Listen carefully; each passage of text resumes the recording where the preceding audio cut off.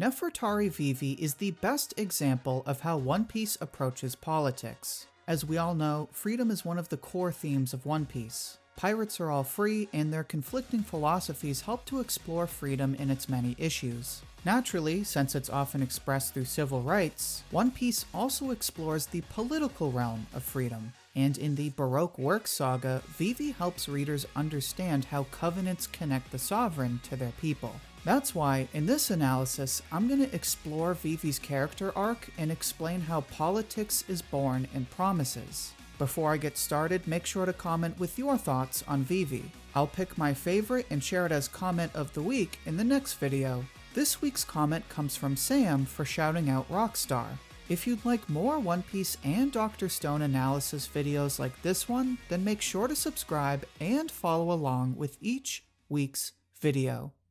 With that out of the way, let's look at why Vivi is such a great leader. In essence, this is because of Vivi's responsibility, both her own sense of responsibility and the responsibilities imposed on her. This is made very clear as soon as Vivi's revealed to be the Princess of Alabasta. In a moment of desperation, Eiichiro attacks Mr. 5 so Vivi can run away. Then, he begs the Straw Hats to take Vivi to their home of Alabasta. After Nami accepts the deal using her iconic skills of negotiation, Eiichiro thanks her and explains that if anything were to happen to Vivi, then their kingdom would surely crumble. Right away, readers are shown that Vivi has a great responsibility. For some undisclosed reason, the princess of this mysterious kingdom is vital to its future. To ensure this future, the princess must live on no matter what, even at the cost of her loyal followers.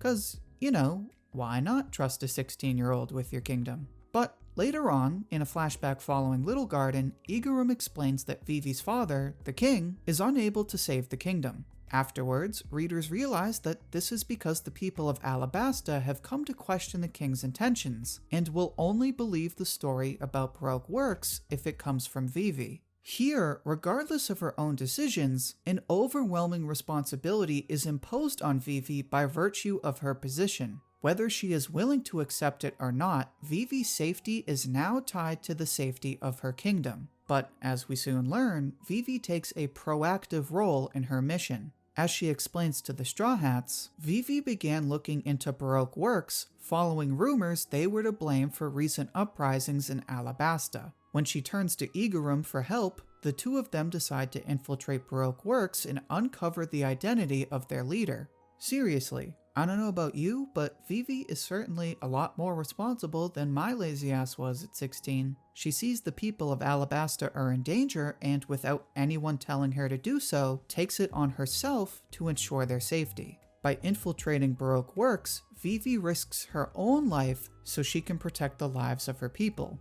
Not only does Vivi accept the duty imposed on her as princess, but she also approaches her duty proactively by aiming to expose Baroque Works. So Vivi demonstrates her responsibility in two ways: her willingness to accept duties imposed on her, and her willingness to take accountability for the interests of others. And it's this responsibility that makes Vivi such an incredible leader, which is made very clear in the events following Little Garden. In a testament to the old saying, idiots can't get sick, the Straw Hats have no idea what to do when Nami catches an extreme fever. Understanding the severity of her fever, Vivi explains that Nami will probably die unless they can get her to a doctor. Mind you, this is right before Vivi learns that 300,000 soldiers in Alabasta just left the royal army to join the rebels. Even so, Vivi tells the Straw Hats to find a doctor before they head to Alabasta. In this moment, Vivi demonstrates her skills as a leader by putting Nami's health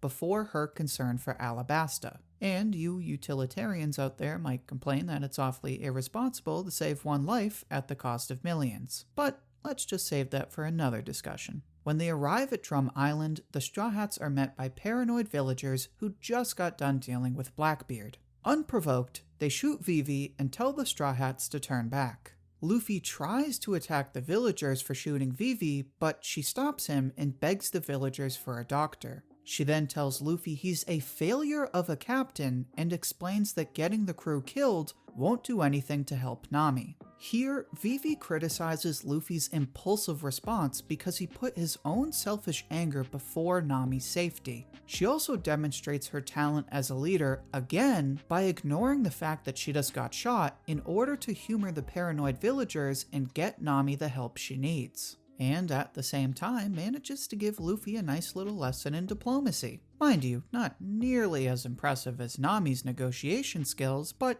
it still gets the job done. Now, the best example of Vivi's leadership skills is her contrast to Wapol. It's no coincidence that the Straw Hats visit an island with its own political issues right before Alabasta. It's also no coincidence that their king is basically the exact opposite of Vivi. Seriously, it's gotta be the most painfully obvious contrast in all of One Piece. In the flashback to a past reverie, Cobra calls out Wapol for ignoring the danger posed by Dragon. Having been humiliated in front of the world's leaders, Wapol decides to get back by hitting a young Vivi with no restraint. Knowing full well that her response could place her kingdom in a state of war, Vivi brushes herself off and ignores Wapol's provocation. As a result, readers are given a scene that's almost identical to the one where Vivi gets shot. While Wapol puts his selfish desires before the interest of his kingdom by slapping Vivi, she places the well-being of her kingdom before her own by suffering her pain and ignoring Wapol's obnoxious behavior.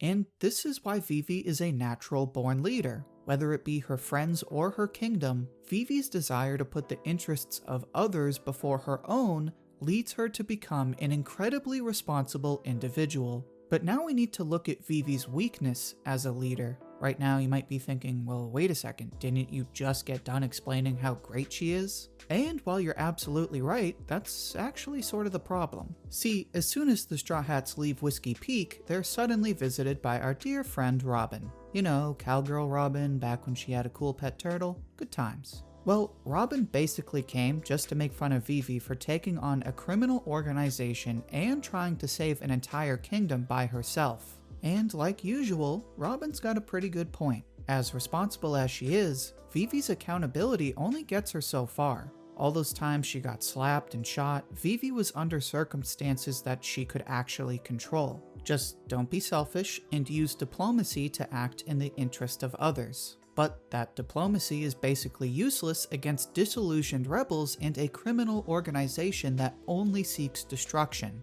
In this case, Vivi's responsibility places her under circumstances that are wildly out of her control. And this is basically her entire character arc, trying to reconcile her great sense of responsibility with the fact that there's only so much she can do as one person. In addition to the talk with Robin, Vivi is constantly forced to face the harsh reality that she will never be able to fulfill her overwhelming duties by herself. For example, when the Straw Hats reach Yuba, they soon realize that it's been completely devastated by sandstorms. They also meet Toto, who's been desperately digging away for God knows how long in the hope of finding just one drop of water. When he realizes who Vivi really is, Toto begs her to stop the rebellion. And this is what Vivi is forced to deal with. Most of Alabasta is fighting a war with no other end but self-destruction, and everyone else is literally drying up along with the land. The irony is that there's nothing Vivi can do about it. She can't stop the war by herself before anyone dies, and she can't bring back the water without beating Crocodile. Vivi's strong sense of responsibility is challenged by overwhelming circumstances that she has no control over. And this struggle between her responsibility and her powerlessness reaches its peak in the confrontation with Luffy. After they leave Yuba, Luffy challenges Vivi's mission to save everyone in Alabasta. He points out that there's no way Vivi can save the rebels, and the royal army, and everyone else all by herself. And that has to hurt, like way more than when she gets punched, because for Luffy, of all people, to sit there and tell Vivi the truth like it is, must make her feel pretty stupid. So in this confrontation, Vivi is forced to answer the question that's been eating away at her throughout the entire saga. How can she possibly change these overwhelming circumstances when she has so little power? Well, the answer to this question is spelled out pretty clearly in the flashback from Toto.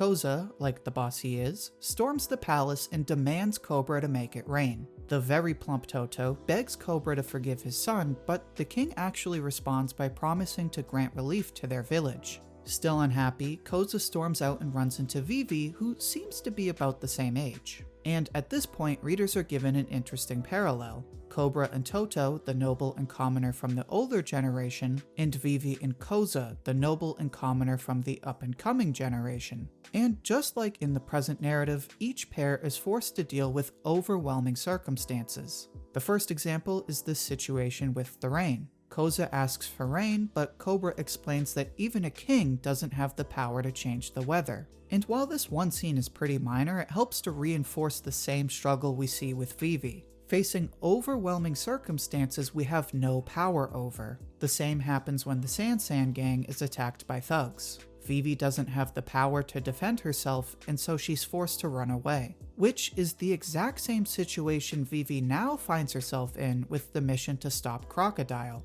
In fact, this is exactly how Baroque works is meant to be contrasted with Vivi and Cobra. Crocodile builds an organization with the sole purpose of acquiring military might. In other words, a whole bunch of power. And that organization overpowers the kingdom of Alabasta in every conceivable way. Crocodile and his members have insane devil fruits, the odds of the rebellion's outcome are in their favor, and Crocodile even has the trust of the people. His introduction, where he stops the no-name pirates, shows his perception as a hero of the people, and Chaka and Pell even tell Cobra that the hearts of the people are with Crocodile more than the king. What's funny is that although Crocodile goes on to say that trust is the most overrated thing in the world, he clearly understands its importance. His whole plan involves turning the people against their king, so while he may mock it, Crocodile understands that trust is what holds the kingdom together. And like power, trust is another word that comes up again and again throughout the arc.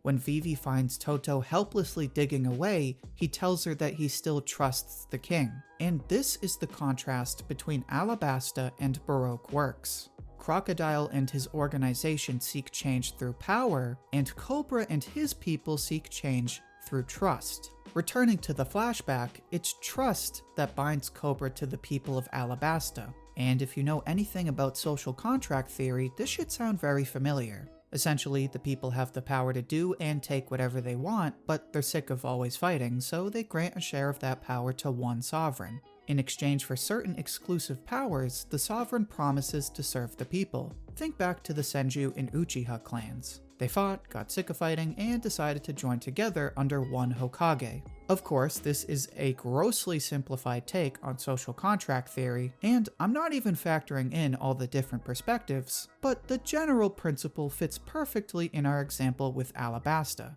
Toto and the commoners are suffering from drought, and so in his role as sovereign, Cobra uses his power to grant them relief. The people gave him exclusive powers, and so because of his covenant with the people, Cobra uses those powers to serve the kingdom. But this power alone isn't enough to change the overwhelming drought situation. So in return, Cobra delegates Toto with the mission of building an oasis in Yuba to help with further relief. Here, since Cobra can't fix the drought on his own, he delegates his people to help him change the overwhelming circumstances. The covenant they share acts as a mutually binding promise, where each side works to benefit one another. And when we turn to the younger generation, the same thing happens with Vivi. She doesn't have the power to defend herself, but because of her trust with Koza, she manages to survive thanks to his bravery. So with this context, now we can answer our question from earlier. When we don't have the power to change overwhelming circumstances, the answer is found in trust. And this is exactly what Vivi learns from Luffy. Luffy challenges Vivi's mission. He reminds her that she's risking her own life to change overwhelming circumstances she has no power over. In response, Vivi claims that she has to. Again, Vivi is powerless, so putting her life on the line is really the only thing she can do. Seeing that Vivi clearly isn't going to change her mind, Luffy tells her, "Then let us help you. We're your friends, aren't we?" And this is when Vivi finally realizes what she's been doing wrong. Vivi is incredibly responsible, and so she takes it on herself to act in the interest of others. By trying to carry these burdens on her own shoulders, Vivi places herself in a situation where she is forced to change circumstances that she can't influence on her own. But Vivi was never on her own. All this time, the Straw Hats were helping Vivi return home to help her people. Because of the trust they shared as friends, Vivi was able to rely on the Straw Hats to overcome situations she didn't have the power to solve on her own. And when faced with the overwhelming power of Crocodile, it's the same trust that allows Vivi to delegate her dream to Luffy. So by working together with her friends, Vivi learns an important lesson in leadership. Even though she has a duty to help the people she cares about, Vivi needs to be able to work with those people to serve their common interests. And this is how Vivi grows as a character. This is why Vivi is the trusted sovereign. And that's it for this analysis.